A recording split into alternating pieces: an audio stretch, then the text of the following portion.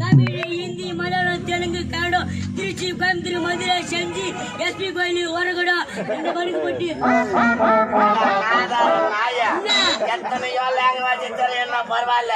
தமிழ், ஆங்கிலம், ஹிந்தி, கன்னடம், தெலுங்கு, அதெல்லாம் சரி. செஞ்சி, மதுரை, திருச்சி, கோயம்புத்தூர், இதெல்லாம் ஊர் பேர்.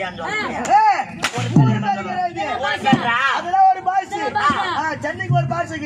சென்னை பாஷை என்ன பாஷை?